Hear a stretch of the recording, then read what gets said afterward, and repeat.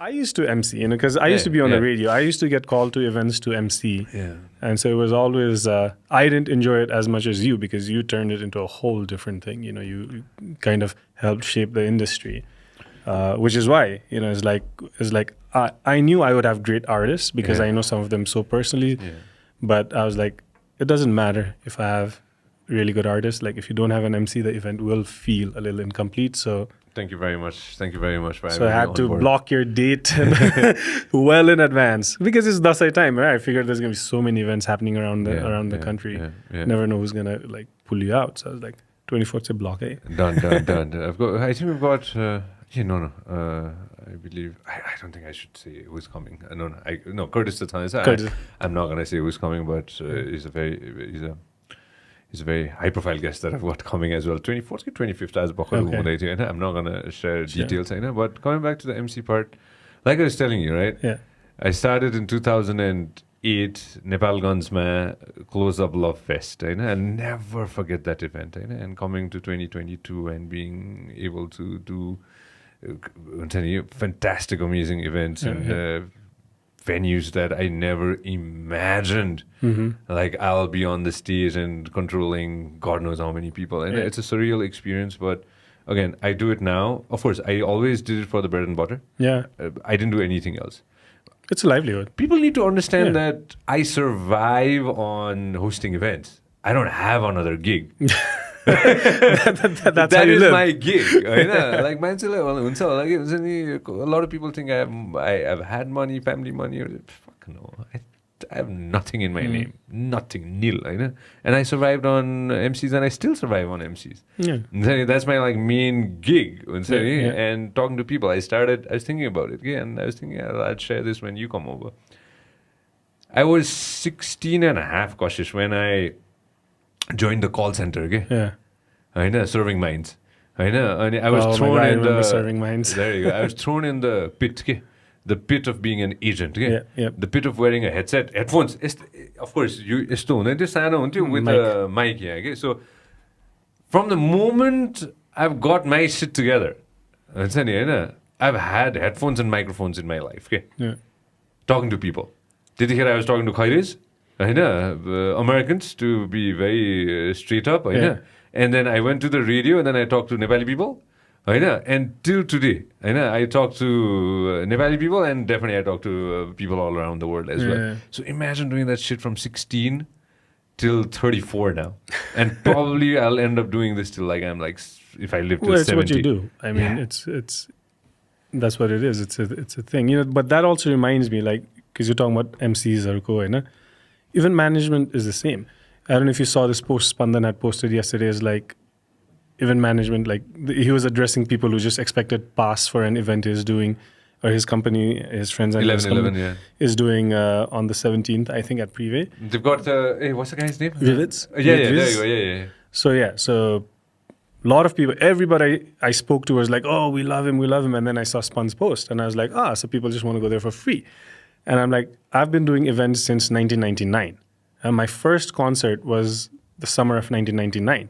It was Albatross when Nitesh was the vocalist. Sarin wasn't even in it. It was Nirne. It was a band called Smarika. It was a band called Magpies. And we had a dance party afterwards. Nice. Day party? Day dance party. And this was at the GAA hall, which people don't even think about when doing concerts anymore.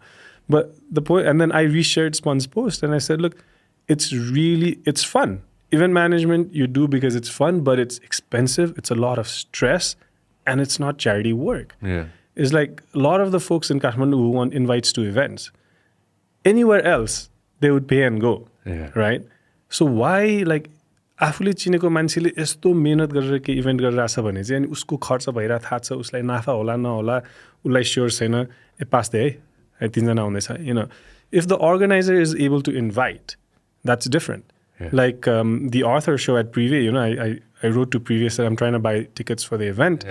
Kati baje ho? I just want to know because I want to plan accordingly. And then they wrote back saying the doors open at 7. I was trying to buy a ticket and Spandan was trying to help promote the event. So he said, no, you're already on the list. So you don't need to buy a ticket. That's fine. Whereas had I not known that, I would have bought the ticket because that's a normal thing to do. I want to see Arthur live. just because like I know event organizers or whatever, it's like I'm not going to expect to just walk in the door. Yeah. You know? And so it's just people take for granted, like your livelihood emceeing, you know, it's like स्टेजमा आएर यसले हल्ला गर्ने त हो नि, उसलाई पनि रमाइलो हुन्छ, गरिहाल्छ नि टाइपको, you know, it's like event is the same. It's like, oh, they just assume like these things happen automatically, you know. Yesterday I was sitting down with a big multinational company, and I was sitting down with the general manager, and he was trying to tell me that the kind of people who are coming for this event, this is not a concert, this is a proper corporate event, right? And I was just sitting down listening to him, and of course I have all my pointers. I have 1,000 steps to complete, right? And I was just thinking, people think it's so easy to go up and talk, like गरिहाल्छ नि भनेर, होइन? Try it. Try it. No, it's tricky, and coming back, I come from a middle, probably below middle class family. They give me great education. That I'll give it to my parents. They gave me fantastic education, and on that is my base. Yeah. And that's the reason why I get to do all these things and have a communication with fantastic people like you. And I was just thinking, I'm lucky, super lucky to get to do this, but paving the road is hard, right? Okay? It's not easy at all. And I definitely want another thousands of Sanjays to come and have a livelihood just hosting events or just doing a podcast. As a bhakhar, I was seeing this podcast, ads podcast, I was listening to it. Advertisement agencies, marketing, they're doing a podcast, and I looked at it and I was like, good, man. I'm great. I'm so thankful that beginning first 30 guests, bloody, I had to explain them what a podcast is. You knew. I know, because you come from a sphere where podcast is a word that people know, but a lot of people didn't know in the beginning. Well, I had a podcast back in 2007. Yeah, you did? Yeah, what is it called? Prachanda was one of my guests back in the day. Prachanda? Holy shit! When he was Prime Minister. You're the godfather? He was. I even forget what the podcast was called. What was the name of the podcast? It used to be on the website samudaya.org. In Conversation with Kashish. That's all it was. It was called In Conversation. I don't know if you'll be able to find anything because the servers have been, out for like a long time. This is a long, long time ago. Kulchandra ji was interviewed for it. Prachanda, and then the New York Times chief election correspondent, because she was covering the election at the time, and then I forget who the other guests were. So good, but it was it was a short stint. Thank you for starting it off. No, I didn't start it off. Even then, it felt like I was trying to catch up with something that was happening there. But of course, back then, podcast was just audio. It wasn't like this with like 1, 2, 3 cameras, right? And a lot of people I know who are doing it, I see a lot of friends who are doing podcasts now, and I'm really thankful. And we give a lot of people shout outs from time to time, because I want a community around this, man. Exactly. Same thing that I was trying to explain to you about Emcees as well. And somebody who can make a livelihood off of this, I'm grateful. But the road is not easy. It's not. We gotta, like, you get to do this podcast because you make your living through emceeing. I get to do my environment work and media work because I do it for free. I don't work for anybody, right?